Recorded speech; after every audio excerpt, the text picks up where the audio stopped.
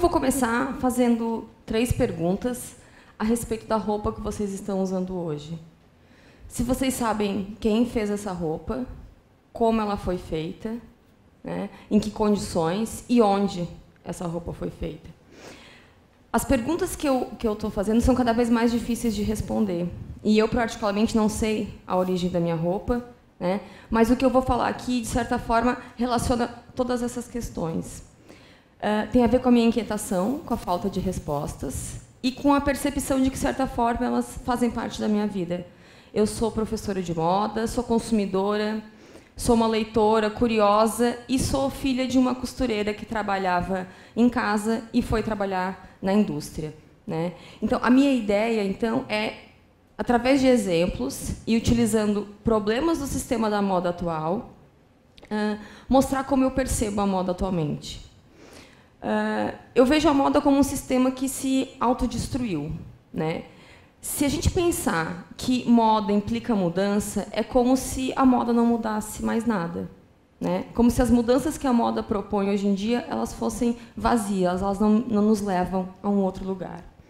E tudo isso, então, seria reflexo de um sistema que chegou no seu limite da capacidade efêmera de gerar novidades, né? Atualmente é quase impossível a gente acompanhar as novidades, seja em termos de informação ou de consumo. A gente não consegue dar conta, né? Então, eu vou começar com algumas considerações a respeito da efemeridade, para pensar o esgotamento da moda enquanto uma promotora de novidades, e, então, propor uma alternativa de olhar, né? Um outro sentido para a existência de moda. Quando a gente olha a etiqueta da roupa da gente, ela geralmente nos diz onde foi feita, né? Mas ela não cita em que condições, ela não nos diz a origem da matéria-prima, do tecido, dos aviamentos, da tinta, né? Atualmente, todos esses processos eles ultrapassam as barreiras nacionais. A moda ela mudou muito ao longo do tempo, né? Como um sistema que possibilita a existência social e econômica de modalidades de produção de roupa, ela sofreu com as revoluções, com as guerras, né? A roupa que era feita em casa, ou em costureiras de bairro, ou em alfaiates, ela, aos poucos, passa a ser feita em escala industrial. E as formas de produção elas se aprimoram, o maquinário vai sendo desenvolvido para cada etapa daquela costura, né? As roupas prontas e padronizadas, então, elas passam a ser mais comuns e mais baratas para a gente comprar. A minha mãe trabalhava em casa até os anos 90, depois, então, ela passa a trabalhar em indústrias que terceirizavam a etapa de costura, né? O que eu percebo hoje, então, é que a gente não participa mais da construção da nossa roupa. A gente não sabe, a gente não escolhe mais o tecido, a gente não adapta mais modelos de revistas ou de uma outra peça que a gente gostava, a gente não faz mais reformas, é muito mais fácil comprar uma outra peça e descartar aquela, né? Então, a gente não sabe mais quem fez a nossa roupa. E eu lembro que as clientes da minha mãe, elas sabiam, né? Então, a gente tem muito mais roupa, a gente compra mais, a gente usa por menos tempo, as roupas, em geral, elas não são feitas para durar, no sentido material e simbólico também. E as costureiras que faziam toda aquela etapa de corte, costura e modelagem, aos poucos elas vão sendo substituídas por operadores de máquinas de costura que passam o dia inteiro fazendo a mesma etapa, né, o mesmo movimento e, algumas vezes, em condições subhumanas, né? Então, todas essas alterações, tanto na forma de fazer, quanto na forma de comprar, na forma de se informar sobre moda, elas sustentam um modelo de moda que é efêmero e normatizador. Ele normatizador porque ele vai nos dizer quando usar, como usar, de que jeito eu combino essas peças. Ele vai determinar como se fosse o prazo de validade desse uso e ele vai nos dizer, inclusive, quem tem o corpo da vez, né, para usar esse tipo de peça. E ele também é efêmero porque ele vai remeter a tudo que é passageiro, tudo que tem um tempo de duração muito breve. E essa é uma das características mais importantes da moda, né? Ela é chamada até de império do efêmero. E é uma característica que vai promover sempre a novidade, sempre o novo, cada vez mais rápido e ininterruptamente. Se eu fosse explicar de uma outra forma esse efeito normatizador e efêmero, a gente poderia dizer que a primeira imagem seria a multiplicidade de estilos, padrões, peças, que a gente tem em circulação hoje em dia, né? Todos eles coexistindo. E a segunda imagem seria, digamos, a tentativa da moda de normatizar isso linearmente, né? Dentro de um tempo, determinar o tempo de validade desse uso. E sempre vai propor essa substituição. Ou vai ser um, ou vai ser outro. Só que o ciclo de vida da moda, ele não é o mesmo da roupa, né? O ciclo de vida da roupa ele é muito mais longo. Ele começa muito antes da nossa compra e termina muito depois do nosso descarte. E parece muito óbvio a gente pensar nisso, mas a roupa ela tem um antes, um durante e um depois. E não é o mesmo da moda, né? E eu entendo, então, que, de certa forma, a efemeridade ela se tornou prejudicial para a moda, socialmente, ambientalmente e do ponto de vista criativo também. A mudança que a moda vende como novidade, ela é vazia, ela é muitas vezes monótona, né? Se a gente for observar, eu coloquei algumas imagens de calças de várias épocas diferentes e poderia ser uma outra peça de roupa, né? A gente pode observar que a calça ela data de muito tempo. A gente pode observar diferenças nas formas, na inclusão e exclusão de detalhes, nas propriedades dos tecidos que mudaram, nas cores, né, no formato dela. Mas a gente também pode olhar para toda essa diversidade de coisas e entender que uma calça que é vendida hoje como novidade, na realidade, ela também é um agregado de peças, detalhes, funções de épocas e lugares diferentes que foram combinadas de um jeito e, às vezes, se dá um outro nome e chama isso de novidade, né? Só que ocorreram tantos ciclos de invalidação dessa moda que esse processo ele meio que se esgotou, né? A quantidade de informação que a gente tem, a tecnologia que a gente tem e a velocidade com que tudo isso acontece, a moda ela pode fazer referência a qualquer tempo, né? A criação, ela pode... É muito difícil hoje eu determinar a origem de uma criação ou remeter ela a um único estilista, a uma única marca, né? Desse ponto de vista, a gente pode dizer que praticamente tudo já foi criado em moda, né?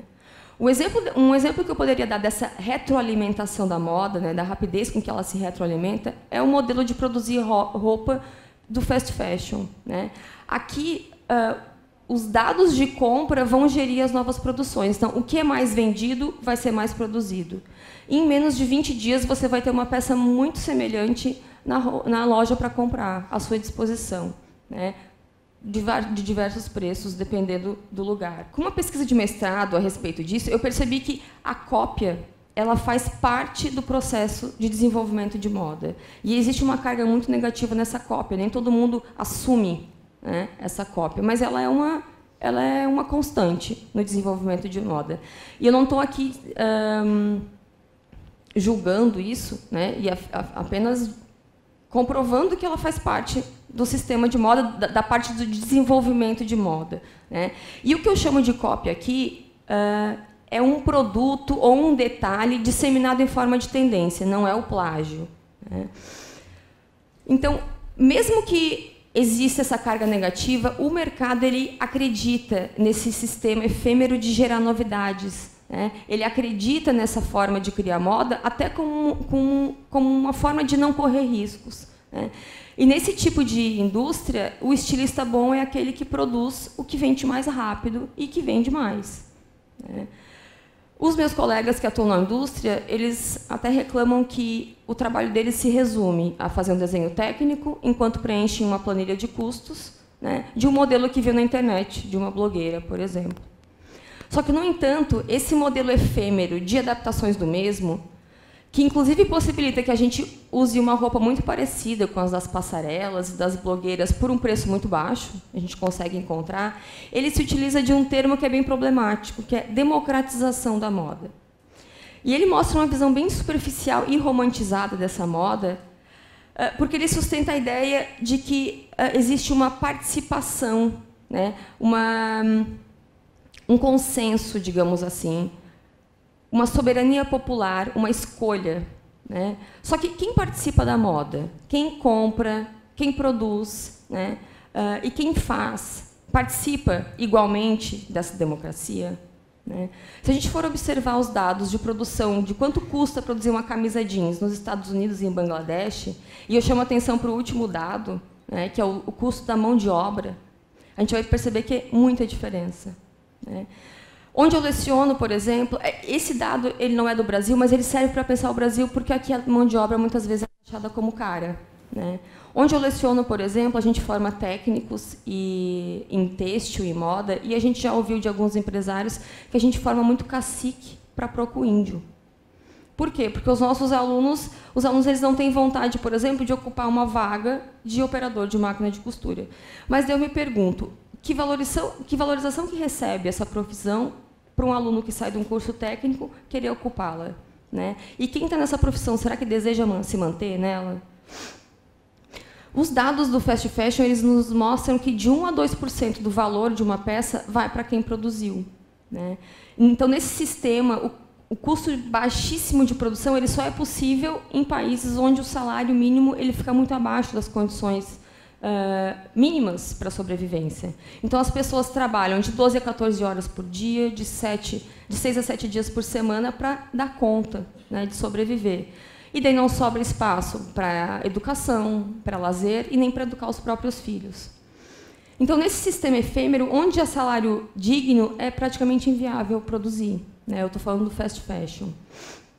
Então, a gente precisa desconfiar das condições de trabalho por trás de roupas muito baratas. Muitas vezes a gente se orgulha, né, de comprar uma roupa muito barata. A gente deve desconfiar disso. Só que não pensar que existe exploração de mão de obra só em roupas baratas. Não, ela também existe em roupas caras. A gente precisa, na realidade, se informar, né? Fazer essas perguntas que foram feitas no começo. Só o conhecimento dos danos é que eu acredito que vai fazer a gente ultrapassar, né, vai superar, digamos, essa lógica que levou a moda a se tornar, inclusive, a segunda indústria que mais polui no mundo, né? Então, é preciso dar visibilidade para ações que nos tirem da zona de conforto, né? E é importante, então, apresentar os problemas, porque dificilmente eles vão se tornar notícia em revistas de moda, né? Na tentativa, então, de nomear um caminho possível para olhar a moda, né, e, digamos, para partir daí, não partir mais da ideia da efemeridade, eu trago um conceito que eu utilizo desde 2014 nas minhas pesquisas, e elas têm um perfil um pouco filosófico, digamos assim, de olhar para a moda. O nome que eu utilizo é que ele não é o mais importante, né? Reexistência não é o mais importante, ele é apenas um jogo de palavras, mas é o entendimento dele que me move, especialmente como professora, como pesquisadora, e que eu gostaria que movesse vocês também, né? A reexistência, num primeiro momento, vem do som que se produz, né? Então, vem de resistência, de resistir. E resistir na moda é muito difícil, porque a moda atua de diversas formas, né?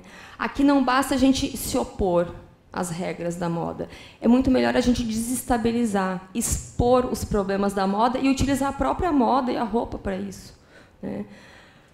Então, a resistência é esse primeiro som, produzido vem de resistir, né? A própria existência dos problemas da moda já vai se configurar como uma razão para uma mudança de olhar, né? Todos nós que participamos diretamente da moda, porque todos nós usamos roupa, a gente pode encontrar linhas de fuga que criam um outro lugar, um outro espaço para a moda ocupar na nossa vida. A existência, então, seria notar que tipo de existência que a moda tem na nossa vida hoje, né? Explorando pessoas, degradando o meio ambiente e produzindo uma espécie de mesmo, né? A resistência, então, seria o quê? Dar uma outra forma de existência para a moda na nossa vida, na academia, no design, no consumo, no uso, na forma de descartar ela. A boa notícia é que algumas pessoas já estão percebendo isso, né? E essas ações surgem em forma de documentário, campanhas de conscientização, propagandas, produtos, né? Ações diferentes de empresários, de consumidores, né? O Fashion Revolution é um exemplo desse, é uma campanha de conscientização que convoca todos, então, a pensar, a questionar, né, quem produz as nossas roupas, né, por meio de tags, uma data anual, né, um subtema. e coloca você, então, como uma voz ativa para pensar, então, essa democratização da moda. De forma prática, né, e citando apenas uma das possibilidades desse ciclo de moda, e utilizando o final do ciclo, a gente pode desestabilizar o ciclo de vida breve de um produto de moda, utilizando o final do ciclo para a criação de novas roupas, né? Mostrando a viabilidade criativa e econômica de se produzir partindo do final do ciclo. Aqui eu trouxe um exemplo lá da escola onde eu trabalho, né? Aqui a ideia, então, é prolongar a vida das coisas, né? Ressignificar o seu uso. E a criatividade, então, aqui ela é despertada pelo que existe, ela é uma catalisadora para novas ideias. O street story é um outro exemplo disso, que também utiliza o final do ciclo, mas não com intenção de criar um novo produto, né? Ele é uma iniciativa de doação de roupas, que qualquer um pode fazer na sua cidade, né? E ele possibilita a escolha que nem todos podem fazer da roupa que a gente usa. Para a gente parece muito simples, porque a gente escolhe o que a gente vai usar, né? Mas esse tipo de ação, ele possibilita que, ao invés de eu receber uma sacola de roupas, né, femininas, adulto, por exemplo, eu possa escolher o tipo de roupa que eu vou usar, né? E eu que estou doando, em vez de eu entregar, eu dou a essa pessoa a oportunidade dela escolher que tipo de roupa ela vai usar.